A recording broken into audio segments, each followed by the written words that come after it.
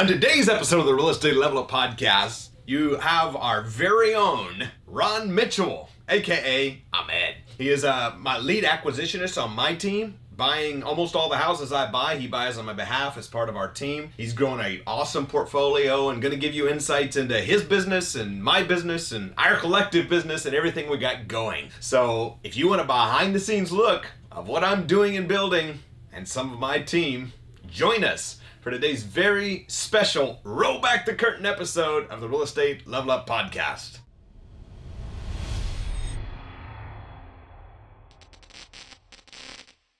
Ahmed, you know more about yourself than anybody else, so tell them who you are, where you're from, and what you do.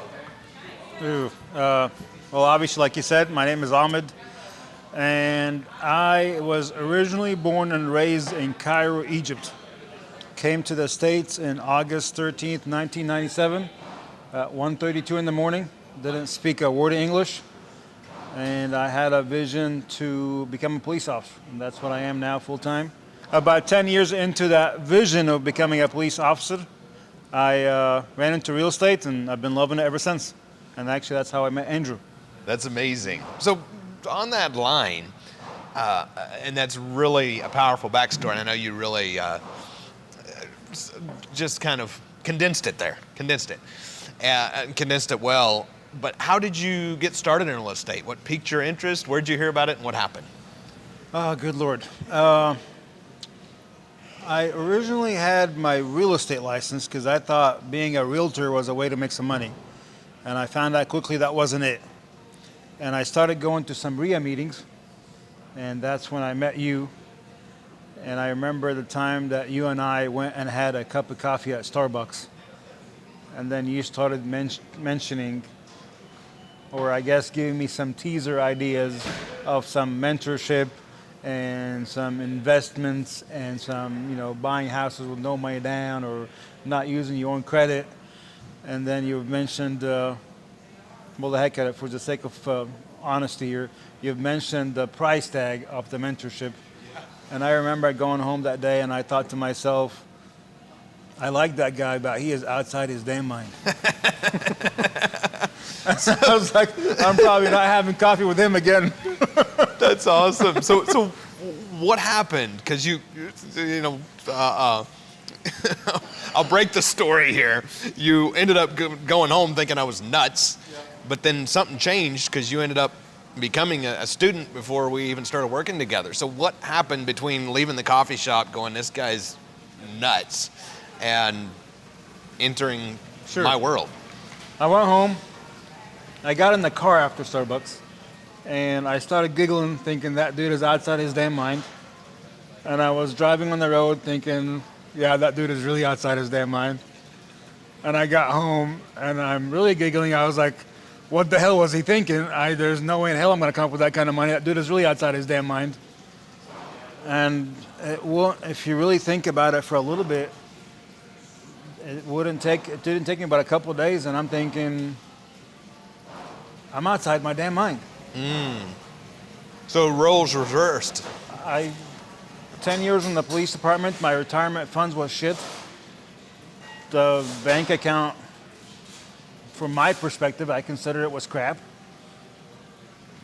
I mean, it wasn't it. It wasn't working. Yeah. So what was the point? And that's when I thought that Andrew's not outside his damn mind. I'm outside my damn mind. Because something's got to give, something's got to change. Wow. And how many years ago was that? What? How many years ago was that? I think I got my mentorship in, I want to say, end of 2019, maybe. That's interesting you share that, because something I find a lot of people see is people doing real estate, right? And it's like, hey, I can just go to YouTube or different places and learn, and you follow me on YouTube. I deliver a lot of value, yet there's something I commonly say, and that is no risk, no goodies. Yeah. And I got that from one of my mentors and friends. And something that happened for you was that mindset shift. Go, if I want to make real money and play in the big leagues, maybe I'm going to have to invest in myself. Because the reality was, at that moment at Starbucks, you didn't doubt me, you doubted you. Yeah. If we're being honest with ourselves, which... I doubted me, but I justified myself by saying, you're crazy, I'm not paying that kind of money because it made me feel good and made you crazy. Everybody's probably wondering, how much was this? What was the mentorship level you signed up for? 14.9 something. So 15 grand. 15 something, I think, give or take. $15,000. Yeah. That's powerful. So you decided to take the leap, quit justifying why you thought I was crazy through your self-doubt, and take a leap. Until that point, I have never bought anything more than $15,000 other than my freaking house. And my stupid college education that I still have didn't do me much to me. Wow. The college education and the house were the two most expensive things I bought above the $15,000 mark. How much was the college education? Shit. I don't know. Definitely more than 50. Yeah? Yeah. Wow. So more than $50,000. So more than 3-4 times. Yeah. And that's a cheap college too. Yeah. Very much. So that hasn't paid me much yet. Well, I was getting ready to ask that, but I didn't want to rub salt in the wound. Your real estate, I'm going to guess, has paid you tremendously more. On my first deal, I got that 15 back 4 times. 15 to... the math doesn't work. I wouldn't bother. Don't bother. It only works in Indiana. That's good. I don't have a calculator, but I think that works. So where did your first deal come from? Cold calling, actually. I did not, after paying that 15, I was down to I think the bank was probably about the time of saying there's something wrong with the account, it's a negative. It was like there was nothing. There was no, I wasn't even gonna print banded signs. There wasn't even money for that. I got a list, I can't remember where the hell I got it from, and I just started cold calling people. Just called people by the hundreds. Because it was just people that had no idea they were gonna sell the house. It was out-of-state people. I was calling people that lived out of state, had rentals in Indiana, and I just wanted to follow the script. And in the back of my head, I'm thinking, dude, you're out of state, you have a rental. I got the terms thing in my head now, so why don't I just give you cash flow every month, and you don't have the tenants calling you once a week. That was in the back of my head. I thought this was gonna be I thought it was gonna be a nice target-rich environment. And you found somebody. Yes. Who was willing to take payments? Yep. Lady that retired and moved to Florida. So what was the numbers on the first deal? You mentioned... I bought the house for 30. I put just under 20 in it. And then when I sold it after the paying closing costs and all that kind of jazz, it was a rehab job too. Because that's where I put the 20 in. The 20 came on a credit card. I had a Citibank card account, and the balance on it was 20,000. And I ended up just shy of max. I put 19,800 and some change of rehab costs in the house. Wow, and you bought it on terms for 30. Yep. And for our California people, just add 2 numbers, 3 million. It's the same thing. It just works, different numbers. Bought it for 30, put 19.8 and some change in it. And when I sold it after paying the closing costs and all that kind of jazz and all that kind of crap, the sale price was 98. I think I left, the check was 58,000 and some change. Wow. So that was 2019. Yep. 2019. So not real long ago. No. So let's fast forward. I think I sent you a picture of the check too. Yes, you did. It's still it's framed and in my office actually. 58,000 and some change. Yeah. I love that. I love student successes. So fast forward. How did we get from there? Oh, I'll tell you another cool story. Oh, please do. That same lady that gave me that first deal, because I actually did what I said I was going to do. After that house cash, I was like, well, geez, that actually does work, the terms thing. She sold me another house that she had that I still have till today, and the tenants just moved out, and right now I'm cleaning it, and I'm about to collect the second non-refundable deposit, and that house I got for no money down, the same thing, and it didn't need any work when I got it, and I got it for 10 years. Wow. Now that's a perfect example of 2 things I talk about a lot. Build your snowball, which is momentum, and follow up. Because you've done what you said on the first one, kept your commitments, maintain that relationship. Before long, you got a second deal with no ad costs, no cold calling. No cold calling, that was a trick. Because she believed you, because you've done what you said. That's powerful, man. That is so what are you overall projected to make on this one from the first time you bought it to the time it eventually cashes you out? That second house? Yeah. I got that house for 60 something, I think 67. Right now the ARV in it is about 115. So it's worth, okay. So Yeah. so you could make And cash flow and everything in Yeah. excess, well in excess of 50, but Sure. maybe six figures if it's enough years. it's cash flowing pretty nice right now. I better not say too many numbers on the camera. It's cash flowing great, and here in a couple weeks I'll collect the second 5-figure non-refundable deposit. Heck yeah. Yeah. I love that. So how do we get from there? You're building your portfolio, you're buying houses, and then, as I already said, you now work with me, my lead acquisitionist manager, and run a sizable portion of my real estate company. So how did that start? How did that come about? I remember you having an acquisitionist that was involved in some kind of other business venture, and I was on some of your calls, and you were mentioning your acquisitionist moving on, and you were educating your students on how to put up ads online to build their teams and get more VAs and this was acquisition. And you mentioned your part that you're going to be running some ads on yourself, for yourself, to get more acquisition on your company. And I think something along the back of my head, because I've heard you say this before in the REIA meetings, it's not so much like you and I, even if we're not working together, we can keep working in the same town and we can do it for 10, 20 years, and we're probably never going to be working the same deal at the same time. Because there's always that many freaking deals happening, even in this little crappy town, Evansville, Indiana, that we're in.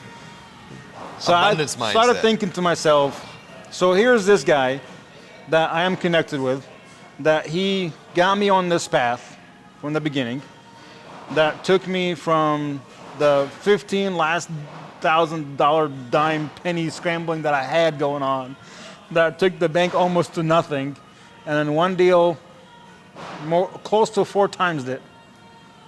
And he's looking for somebody, and we're in the same town. So what the hell am I doing sitting here just running this wheel by myself? Wow. And that's when I came to your office like, Andrew, what can we do together here? And I think I remember telling you, I want to make some money with you. And you said, well, I'm open to that. What do you have in mind? It sounds like something I And we would started say. off as a dispo first. I did dispo for a few months first with you. Yes, you did. And then we moved on to acquisitionist. And then automation, we can talk about that for hours. Yeah, absolutely. Well, that's powerful, because when you have that abundance mindset, which I teach, live, and embody, it is realizing that we're better together, and that sometimes it makes sense to say, hey, I have successful students who would never think of joining a team. They're entrepreneurs, they're business owners, and they run their businesses, and they have their teams, and they want to do that.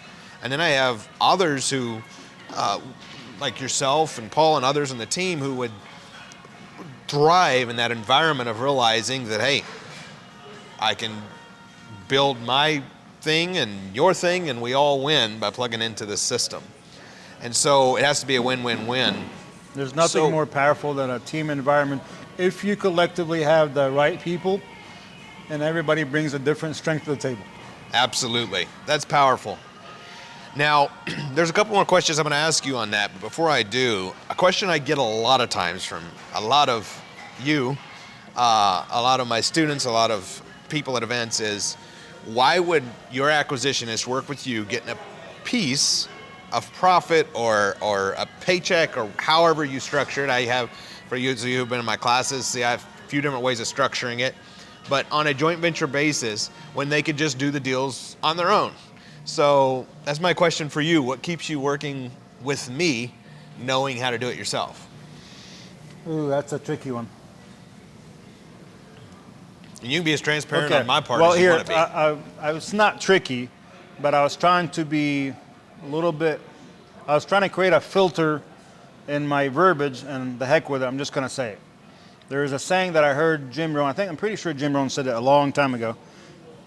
And hell, I don't know, Jim Rohn or somebody else said it, but it's a really good saying. Horses run with horses. And I am saying this not to tell you that I am a horse, is because I believe that I am. Whether I am or not, I don't care.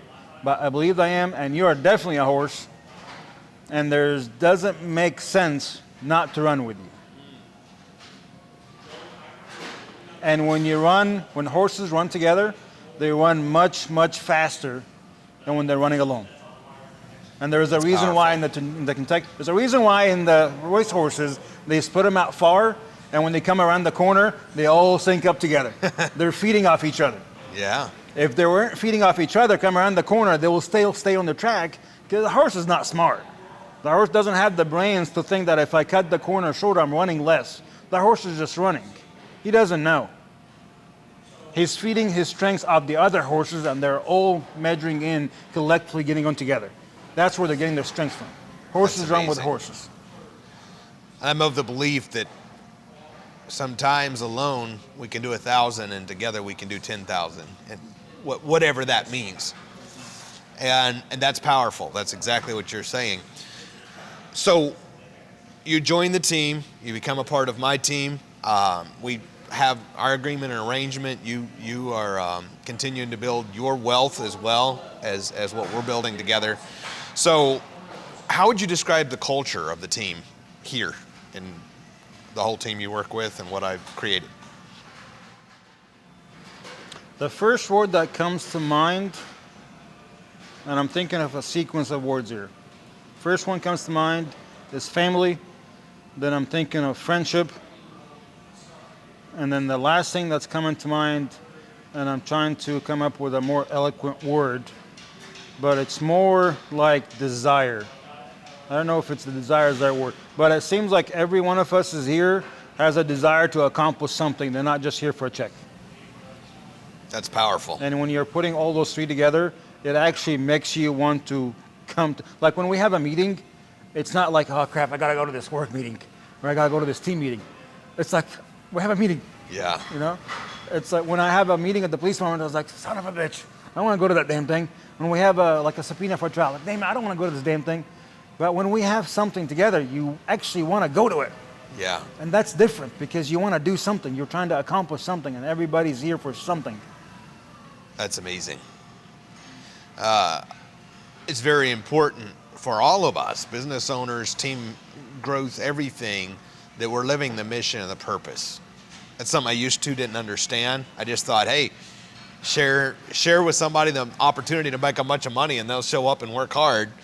And if they're not motivated enough, I just share more money and it somehow magically, and I realize that that's actually a small piece of it. Because if you're reaching your mission by helping me reach mine and I'm reaching mine by helping you reach yours, then everybody's winning. Well, horses run with the horses. Horses run with horses. I love that. So maybe somebody's listening to this. They're looking to get in the business or have recently started in the business.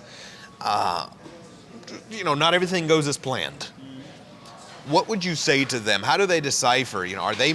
Should they keep grinding it out, starting off? What should they do? Should they look to join a successful team? What's that magical next step, if there was one, that you could give to somebody who says, hey, where try are this? they in